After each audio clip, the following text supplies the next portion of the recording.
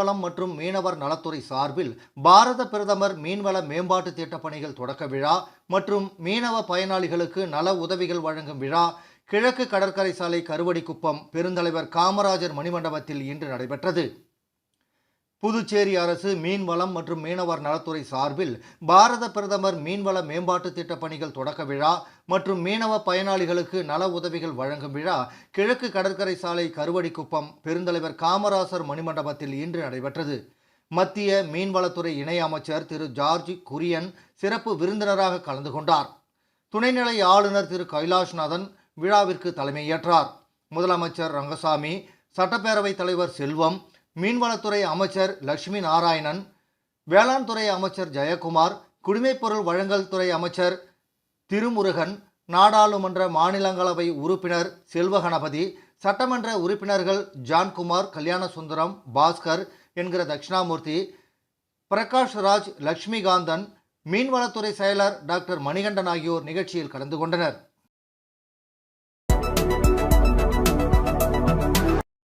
புதுச்சேரியில் 8 பேரிடம் ரூபாய் 19.5 லட்சம் ஆன்லைன் மோசடி செய்தது தொடர்பாக சைபர் கிரைம் போலீசார் விசாரணை நடத்தி வருகிறார். புதுச்சேரி வில்லியனூரை சேர்ந்தவர் இஸ்மத் நாச்சியார். இவரது செல்போன் எண்ணுக்கு ஒரு குறுஞ்செய்தி வந்துள்ளது.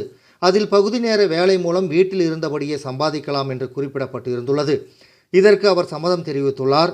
இந்த நிலையில் அவரை தொடர்பு கொண்ட மர்ம நபர் சிறிய தொகை முதலீடு செய்து பகுதி நேர வேலை செய்தால் அதிகம் சம்பாதிக்கலாம் என ஆசை வார்த்தை கூறியுள்ளார். இதை நம்பி இஸ்மத் நாச்சியார் மர்ம நபர் தெரிவித்த வங்கி கணக்குக்கு ஆன்லைன் மூலம் பல்வேறு தவணைகளாக ரூபாய் 11,42,736 முதலீடு செய்துள்ளார். இதன் மூலம் கிடைத்த பணத்தை தனது வங்கி கணக்கிற்கு மாற்ற இஸ்மத் நாச்சியார் முயற்சி செய்துள்ளார். ஆனால் முடியவில்லை. இதனால் தான் மோசடி செய்யப்பட்டதை உணர்ந்த அவர் இது குறித்து சைபர் கிரைம் போலீசில் புகார் செய்தார். லாஸ்பேட்டை பகுதியைச் சேர்ந்த சீனிவாசன் இவரை தொடர்பு கொண்டு பேசிய மர்ம நபர் தன்னை வங்கி அதிகாரி என்று அறிமுகம் செய்து கொண்டார். வங்கி கணக்கின் வாடிக்கையாளர் பற்றிய விவரங்களை புதுப்பிக்குமாறு கூறி ஒரு லிங்கை அனுப்பியுள்ளார். அதில் உள்ள சில விவரங்களை சீனிவாசன் பூர்த்தி செய்த சிறிது நேரத்தில் அவரது வங்கி கணக்கிலிருந்து ரூபாய் 5,05,999 ரூபாய் எடுக்கப்பட்டது. இதனால் அதிர்ச்சி அடைந்த அவர் இது குறித்த சைபர் கிரைம் போலீசில் புகார் செய்தார். இதேபோல் புதுவை முருங்கப்பாக்கத்தைச் சேர்ந்த கார்த்திக் ரூபாய் 72,800, முத்தியால்பேட்டையைச் சேர்ந்த சரவணகுமார் ரூபாய் 5,000, தந்தை பெரியார் நகரைச் சேர்ந்த நிவேதா ரூபாய் 25,000, கோரிமேடு ஜெகஜீவன் ரூபாய் 1,63,300, கோரிமேட்டைச் சேர்ந்த இருதயராஜ் சார்லஸ் ரூபாய் 19,707, அரியாங்குப்பத்தைச் சேர்ந்த முத்துமாணிக்கம் ரூபாய் 3,000 ஆன்லைன் மூலம் இழந்துள்ளனர். நேற்று முன்தினம் ஒரே நாளில் ஆன்லைன் மூலம் 8 பேரிடம் ரூபாய் 19,37,542 மோசடி செய்யப்பட்டுள்ளது. இது குறித்து சைபர் கிரைம் போலீசார் வழக்கு பதிவு செய்து விசாரணை நடத்தி வருகின்றனர்.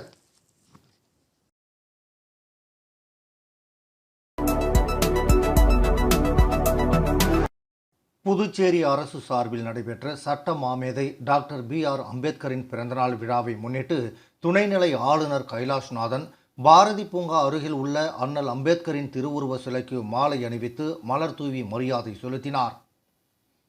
புதுச்சேரி அரசு சார்பில் நடைபெற்ற சட்ட மாமேதை டாக்டர் B.R. அம்பேத்கரின் பிறந்தநாள் விழாவை முன்னிட்டு துணைநிலை ஆளுநர் திரு கைலாஷ்நாதன் பாரதி பூங்கா அருகில் உள்ள அண்ணல் அம்பேத்கரின் திருவுருவ சிலைக்கு மாலை அணிவித்து மலர் தூவி மரியாதை செலுத்தினார்.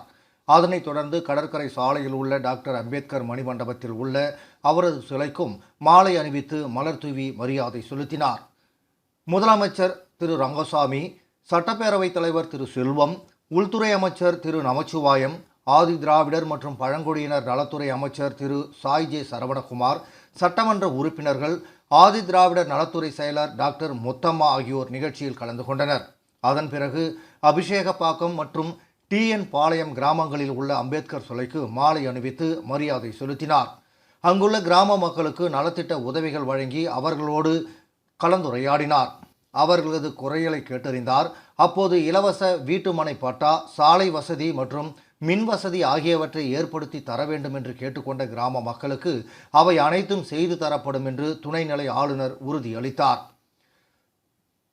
சட்டப்பேரவைத் தலைவர் திரு செல்வம், ஆதி திராவிடர் நலத்துறை செயலர் டாக்டர் முத்தம்மா, மாவட்ட ஆட்சியர் திரு குலோத்துங்கன் ஆகியோர் உடனிருந்தனர்.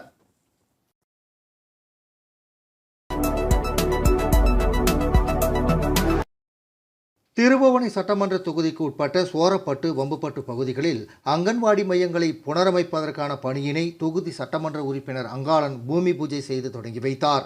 புதுச்சேரி மகளிர் மற்றும் குழந்தைகள் மேம்பாட்டுத்துறையின் கீழ் இயங்கி வரும் சோரப்பட்டு வம்புப்பட்டு கிராமங்களில் உள்ள அங்கன்வாடி மையங்களை ரூபாய் 21.74 மதிப்பீட்டில் புனரமைக்கும் பணியினை தொகுதி சட்டமன்ற உறுப்பினர் அங்காளன் பூமி பூஜை செய்து தொடங்கி வைத்தார். இந்த நிகழ்ச்சியில் பொதுப்பணித்துறை கட்டிடங்கள் மற்றும் சாலைகள் வடக்கு பிரிவு கோட்ட பொறியாளர் திரு சந்திரகுமார், உதவி பொறியாளர் திரு சீனிவாசராம், இளநிலை பொறியாளர் திரு கிருபாகரன் மற்றும் ஊர் பிரமுகர்கள் பொதுமக்கள் பலர் கலந்து கொண்டனர். இடைவேளைக்கு பிறகு செய்திகள் தொடரும். தேங்க்யூ. பாருப்பா, பத்மா கை நிறைய புதுசா வளையல் போட்டிருக்கா. அத நீங்க எப்ப பாத்தீங்க? கோயிலுக்கு போனப்ப பார்த்தேன். அப்போ கோவிலுக்கு போனது சாமியை கும்பிட இல்ல. ஏன்பா, ஏன் முன்னாடி வந்து நின்னு சாமி கும்பிட்டா நான் பார்க்க மாட்டேனா? எனக்கும் வேணும் புது வளையல். இப்ப தங்கத்தோட விலை என்னன்னு தெரியுமா? பாரு, ஜோஸ் ஆலுகாஸ்ல இப்போ ஒரு புது ஆஃபர் இருக்கு. தங்க நகைகளின் சேதாரத்தில் பிளாட் 50% தள்ளுபடி. புரிஞ்சுதா? குட். அப்படின்னா ஜோஸ் ஆலுகாஸ் போலாமா? புதுவையில் தொடர்ந்து 12-202 சணல் மற்றும் தாம்பூல பைகள் தயாரிக்கும் பயிற்சிக்கு பெண்களிடமிருந்து விண்ணப்பங்கள் வரவேற்கப்படுகிறது. புதுச்சேரி லெனின் வீதியில் இந்தியன் வங்கி ஊரக சுய வேலைவாய்ப்பு பயிற்சி நிறுவனம் இயங்கி வருகிறது. இங்கு பல்வேறு வேலைவாய்ப்பு தொடர்பாக பயிற்சி அளிக்கப்பட்டு வருகிறது. மேலும் தொழில் முனைவோர் பயிற்சி மற்றும் சணல் மற்றும் தாம்பூல பைகள் தயாரிக்கும் பயிற்சிக்கு விண்ணப்பங்கள் வழங்கப்பட்டு வருகிறது. புதுச்சேரியைச் சேர்ந்த 8ஆம் வகுப்பு படித்த 18 வயது முதல் 45 வயது வரை உள்ள பெண்கள் இதற்கு விண்ணப்பிக்கலாம். 13 நாட்கள் முழுநேர பயிற்சியில் உணவு வழங்கப்படுகிறது. விண்ணப்பம் வரும் 18ஆம் தேதிக்குள் வந்து சேர வேண்டும். பயிற்சி 21ஆம் தேதி துவங்குகிறது என அதில் குறிப்பிடப்பட்டுள்ளது.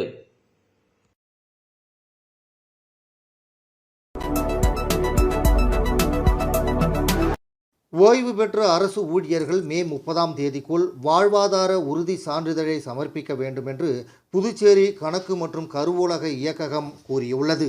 இது தொடர்பாக புதுச்சேரி அரசு கணக்கு மற்றும் கருவூலக இயக்ககம் வெளியிட்டுள்ள செய்திக்குறிப்பில், புதுச்சேரி அரசு கருவூலக அலுவலகங்கள் மூலம் ஓய்வூதியம் பெறும் ஓய்வூதியதாரர்கள் மற்றும் குடும்ப ஓய்வூதியதாரர்களின் 2025ஆம் ஆண்டுக்கான வாழ்வாதார உறுதி சான்றிதழை வருகிற மே 30ஆம் தேதிக்குள் சமர்ப்பிக்க வேண்டும்.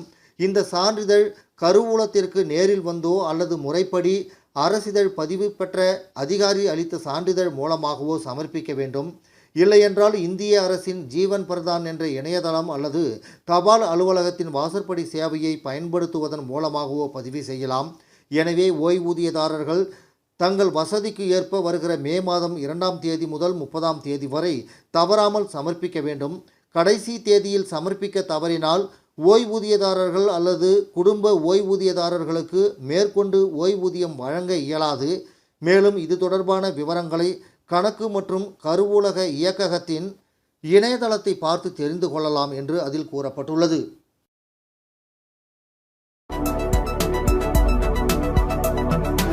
புதுச்சேரி முத்தியால்பேட்டை பாரதிதாசன் மகளிர் கல்லூரியில் கணினி அறிவியல் துறை சார்பில் தொழில்நுட்ப வளர்ச்சியின் தாக்கம் என்ற தலைப்பில் சர்வதேச கருத்தரங்கம் நடைபெற்றது. புதுவை முத்தியால்பேட்டை பாரதிதாசன் மகளிர் கல்லூரியில் கணினி அறிவியல் துறை சார்பில் தொழில்நுட்ப வளர்ச்சியின் தாக்கம் என்ற தலைப்பில் சர்வதேச கருத்தரங்கம் நடைபெற்றது. கல்லூரி முதல்வர் வீரமோகன் தலைமை தாங்கினார். பேராசிரியர் ஆரோக்கியமேரி வரவேற்று பேசினார். அமெரிக்காவைச் சேர்ந்த சிட்லி ஆஸ்டின் நிறுவன முதன்மை தகவல் அதிகாரி வின்சென்ட் மரின் சிறப்பு விருந்தினராக கலந்து கொண்டு தொழில்நுட்பத்தின் வளர்ச்சி மற்றும் அதன் தாக்கங்கள் பற்றி உரையாற்றினார். இக்கருத்தரங்கில் தொழில்நுட்பம் எதிர்கால வேலைவாய்ப்புகளை எப்படி உருவாக்குகிறது என்பது குறித்து விளக்கப்பட்டது.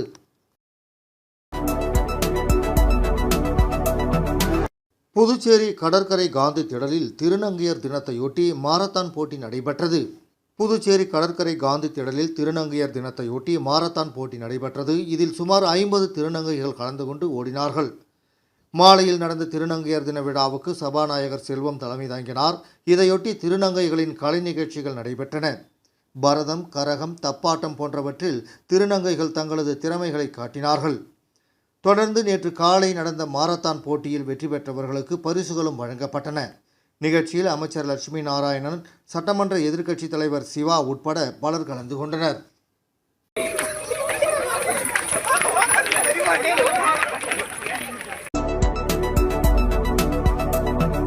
புதுச்சேரி கோரிமேடு அருகே உள்ள என்எஸ் கலைவாணர் நகர் மக்கள் நல்வாழ்வு சங்கம் சார்பில் ஊராட்சி மன்ற தலைவருக்கு பாராட்டு விழா நடைபெற்றது. புதுச்சேரி கோரிமேடு அருகே உள்ள என்எஸ் கலைவாணர் நகர் விரிவு மக்கள் நல்வாழ்வு சங்கம் சார்பில் திருச்சிற்றம்பலம் ஊராட்சி மன்ற தலைவர் வெங்கடேசனுக்கு பாராட்டு விழா நேற்று இரவு வெகு விமர்சையாக நடைபெற்றது. தொடர்ந்து செயலர் வேலாயுதம் வரவேற்புரையாற்ற தலைவர் பால் பாண்டியன் தலைமை தாங்கினார். தொடர்ந்து ஊராட்சி மன்ற தலைவர் வெங்கடேசனுக்கு பொன்னாடை போற்றி மாலை அணிவித்து பாராட்டு செய்யப்பட்டது. தொடர்ந்து துணைத் தலைவர் செங்குட்டுவன், உறுப்பினர் சுப்பராய நாயுடு, அப்துல் பஷீர், காத்தவராயன், எட்வர்ட் சார்லஸ், முனுசாமி ஆகியோர் வாழ்த்துரை வழங்கினர். தொடர்ந்து கலைவாணர் நகர் விரிவு பகுதியில் புதிதாக அமைக்கப்பட்ட சிமெண்ட் சாலையை திருச்சிற்றம்பலம் ஊராட்சி மன்ற தலைவர் வெங்கடேசன் திறந்து வைத்து ஏற்புரை வழங்கினார். முடிவில் பாபு குமார் நன்றி கூறினார். விழாவில் என்எஸ் கலைவாணர் நகர் விரிவு பகுதியைச் சேர்ந்த பொதுமக்கள் பலர் கலந்து கொண்டனர். இந்த செய்தி அறிக்கை இத்துடன் நிறைவு பெறுகிறது. வணக்கம்.